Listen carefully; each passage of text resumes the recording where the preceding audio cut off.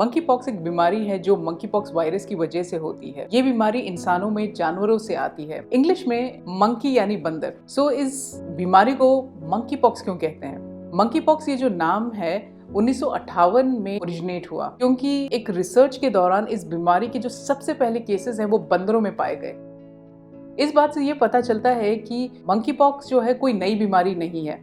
1970 में इंसान में मंकी पॉक्स का सबसे पहला केस पाया गया कांगो में। तब से आज तक मंकी पॉक्स के केसेस सेंट्रल और वेस्ट अफ्रीका के अलावा और भी दूसरे मुल्कों में रिपोर्ट किए गए हैं। 2003 में अमेरिका में, 2018 में उन मुसाफिरों में जो कि नाइजीरिया से इजराइल ट्रैवल कर रहे थे और उनमें भी जो कि बरतानिया आए, यूनाइटेड किंगडम, और अब जो है वेरी रिसेंटली सिंगापुर और अमेरिका में वापस ये केसेस रिपोर्ट हुए हैं। यूनाइटेड अरब एमिरेट्स में पहला मंकी पॉक्स का जो केस है वो 4 दिन पहले रिपोर्ट हुआ है। तो सोचने की बात है कि एक बीमारी जो पहले से ही मौजूद थी अब इतना क्यों तूल पकड़ रही है। शायद इसके 2 रीजन है, 2 वजह हैं। एक, ये देखा गया है कि जिन लोगों में स्मॉल पॉक्स यानी चेचक की वैक्सीन ली हुई है, जिन लोगों ने, उन लोगों में मंकी पॉक्स होने का चांस कम होता है। दूसरी वजह शायद ये भी होगी कि मंकी पॉक्स वायरस जो है वो म्यूटेट होता है, यानी वो अपनी शक्ल बदलता रहता है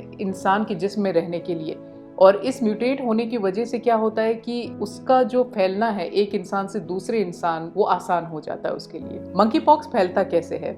एक, करीबी ताल्लुक से, चाहे वो नाक या मुंह के सेक्रीशन से हो। दूसरा, करीबी ताल्लुक जिल्द से, यानी स्किन टू स्किन कांटेक्ट अगर हुआ है, किसी एक इंसान को मंकी पॉक्स और उसको स्किन प्रॉब्लम है और आपका अगर उससे कांटेक्ट हो जाता है तो चांसेस बढ़ जाते हैं मंकी पॉक्स होने के। या फिर तीसरी चीज, ऐसी चीजों के कांटेक्ट में आने से जो कि कंटेमिनेटेड है या फिर जिसपे सेक्रीशंस हैं किसी मंकी पॉक्स पेशेंट के।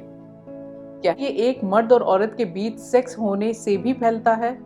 वैसे तो मंकी पॉक्स को सेक्स के जरिए फैलने वाली बीमारियों में नहीं माना जाता, लेकिन अगर आप ऐसे इंसान के टच में आए जिससे अपने प्राइवेट पार्ट्स पे मंकी पॉक्स की वजह से स्किन प्रॉब्लम है तो आपके भी चांसेस बढ़ जाते हैं ये बीमारी होने की। मंकी पॉक्स के साइन एंड सिम्टम्स क्या हैं, यानी उसकी अलामात क्या हैं, उसके लक्षण क्या हैं? बुखार, बदन दर्द, तेज सर दर्द, जिल्द पे दाने, जो कि बुखार होने के 1-2 दिन बाद में आते हैं, और ये जो है स्पेशली मुंह पर, हाथों पर, हथेलियों पर दिखाई दिए जा सकते हैं। ये आंखों में भी पाए जा सकते हैं और प्राइवेट पार्ट्स में भी पाए जा सकते हैं। ये दिखते कैसे हैं? ऐसे, फिर ऐसे, और फिर ये ऐसे दिखने लगते हैं। जब फैलने की बात करते हैं तो मंकी पॉक्स एक हामिला औरत से अपने बच्चे में भी पास हो सकता है, यानी जो कि अभी पैदा भी नहीं हुआ है। ये बीमारी होने के किन लोगों में चांसेस या खतरा ज्यादा है? एक, न्यूबॉर्न्स, यानी जो बच्चे अभी बिल्कुल पैदा हुए हैं। दूसरे, बच्चों में इन जनरल। तीसरा, उन लोगों में जिनकी इम्यूनिटी कम है, यानी जिनके बदन में इन्फेक्शन से लड़ने की ताकत कम है। अब वो चाहे डायबिटीज़, कैंसर जैसी बीमारियों की वजह से हो या फिर उन दवाइयों की वजह से हो जो कभी कभी आपको डॉक्टर देते हैं, जैसे कि स्टीरॉइड्स जो कि एस्मा में दिए जाते हैं। अगर मंकी पॉक्स हो जाए तो ये कितने दिनों तक रहती है?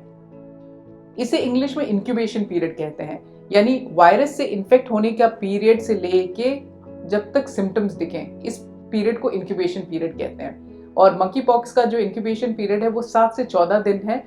कुछ केसेस में ये 21 दिन भी हो सकता है।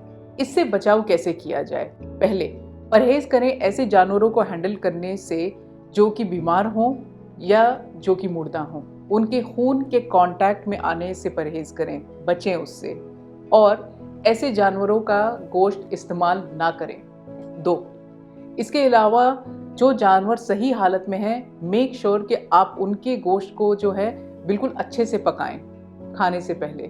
3, ऐसे इंसान से दूरी बनाकर रखें जिसमें मंकी पॉक्स के सिम्टम्स हैं या जो कि मंकी पॉक्स का कंफर्म्ड केस है। चौथा, और गुड न्यूज़ ये भी है कि 2019 में मंकी पॉक्स की बचाव के लिए एक वैक्सीन भी अप्रूव हो चुकी है। वैसे तो इसे सेल्फ लिमिटिंग कहते हैं, यानी इन्फेक्शन होने पर ज़्यादातर इंसान इससे रिकवर हो जाते हैं, लेकिन 1 से 10% लोग ऐसे हैं जिनमें ये नुकसानदेह साबित हो सकता है। टीकोविरमेट नाम की एक दवा EMA यानी यूरोपियन मेडिसिन एजेंसी ने 2022 में लाइसेंस की है मंकी पॉक्स के लिए। इसका पता कैसे चलेगा? सबसे बेहतरीन तरीका है PCR। जो जिल्द पर पानी के दाने होते हैं उनका सैंपल या फिर जिल्द की स्क्रैपिंग से इस वायरस के होने का पता चल सकता है। इंग्लिश में एक कहावत है, prevention is better than cure, यानी कि बचाव इलाज से बेहतर है। अपनी और अपने आसपास के लोगों की हिफाजत करिए। ये वीडियो उनके साथ शेयर करें, क्योंकि बचाव वाकई इलाज और बीमारी होने की तकलीफ से बेहतर है।